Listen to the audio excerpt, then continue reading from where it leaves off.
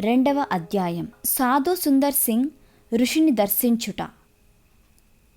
పంజాబ్ దేశమునకు చెందిన సాధు సుందర్ సింగ్ అను క్రైస్తవ సాధు దేశమంతట తిరిగి క్రైస్తవ మతము చొరబడని దేశములుగా టిబెట్, నేపాల్, గార్వల్ అను చోట్లకు వెళ్ళి సువార్తను ప్రకటించుచూ వచ్చెను. ఆయన 1912 సంవత్సరం ఆ ప్రాంతముల యందు సువార్తను ప్రకటించుచుండగా మంచుతో నిండిన ప్రాంతముగు కైలాసము గుండా వెళ్ళవలసి వచ్చెను. అక్కడ సాధు సుందర్ సింగ్ కొన్ని గుహలను చూచెను. వాటిలో ఒకదాని యందు దీర్ఘకాల తపస్సు చేయుట వలన ప్రాణము విడిచి ఒక సాధుగారి అస్థిపంజరమును చూచెను. తరువాత సుందర్ ఆ పర్వతమందు హైందవ సాధువులలో ఎవరినైనా చూడగోరి తిరుగుచూ ఉండగా ఒక బండ మీద రాతి శిలువ నాటబడి ఉండుట హఠాత్తుగా చూచెను. హైందవ ఋషులు జీవించుచున్నారని చెప్పబడు కైలాసమందు క్రైస్తవ మత చిహ్నమగు శిలువను తాను చూచినందుకు మిక్కిలి విస్మయము చెంది అక్కడ రహస్య క్రైస్తవ భక్తులు ఎవరైనా ఉండవచ్చునని తలంచి పరిసర ప్రాంతములను పరిశీలించి చూచెను. ఎక్కువ సమయం తిరిగి వెతికినను ఎవరినీ కనుగొనలేకపోయిన సుందర్ అలసట చెందినవాడై ఒకచోట కూర్చొని ఉండెను. కొంత సమయం తర్వాత మరలా వెతకసాగెను. ఎంత వెతికినను నిష్ప్రయోజనమని ఆయన వెనుదిరగగా సూర్యుని కాంతితో కన్నులో మసకబారెను.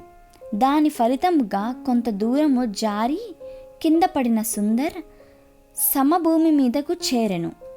దొర్లుతూ వచ్చిన అదురు వలన కొంత సమయము స్పృహ తప్పెను గాని కొన్ని నిమిషముల తర్వాత పూర్తి స్పృహ వచ్చెను. సుందర్ తన నేత్రములను తెరిచి చూచినప్పుడు తన ఎదుట ఒక పెద్ద గుహ, దాని ద్వారము యొద్ద భయంకరమైన ఒక ఆకారము చూచెను. తక్షణము భయపడి వణుకుచు వెనుకంజ వేసెను. తరువాత భయము నుండి విడిపించబడి తన ఎదుట ఉన్న ఆ ఆకారం ఏమని తెలుసుకొనుటకు తేరి చూచెను. ఆ రూపము వృద్ధుడైన మనుష్యుడని గ్రహించి ధైర్యముతో సమీపించెను. ఆ వృద్ధుడు తన కన్నులను మూసుకొని ధ్యానమందు ఉండెను. చూచువాడు ఎలుకబంటి అని సందేహించినట్లు శరీరమంతయు దట్టమైన వెంట్రుకలతో కప్పబడి ఉండెను. గడ్డము నేలకు ఆనుకొనినంత పొడవుగా ఉండెను. కనుబొమ్మలు కనుల ఎదుట తెరలవలే వ్రేలాడుచుండెను. మానవుడు అని తెలుసుకొని ధైర్యము పొందిన సుందర్ ఆయన మహర్షి అని తలంచి ఆయనతో మాట్లాడగోరెను. కొన్ని నిమిషములు ఆ వృద్ధుడు సుందర్ నిలబడియుండుటను గమనించలేదు. తరువాత ఆయన కన్నులు మెల్లగా తెరచి సుందరుని చూచెను.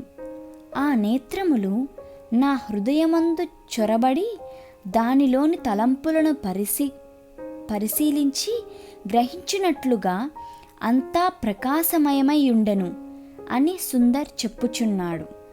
ఋషి సుందర్తో మనము మోకరించి ప్రార్థించదము అనెను.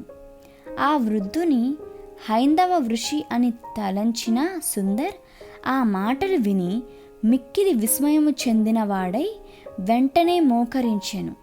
ఆ వృద్ధుడు ఎంతో భక్తిపూర్వకముగా ప్రార్థించెను. యేసుక్రీస్తు నామమున అడుగుచున్నాము తండ్రి అని ముగించెను. ఆయన తన పెద్ద తోలు చుట్టతో కూడిన కొత్త నిబంధనను తెరచి మత్తయి సువార్త 5వ అధ్యాయములోని కొన్ని వచనములను చదివెను. ఆ పిదప సుందర్ సంభాషణను ప్రారంభించగా ఋషి మౌనముగా ఉండెను. దానిని చూచిన సుందర్, మీరెవరు? ఇక్కడకు వచ్చుటకు కారణం ఏమిటి అని వివరములను అడిగి తెలుసుకొనగోరెను. అప్పుడు ఋషి తన జీవిత చరిత్రను చెప్పుటకు మొదలుపెట్టెను.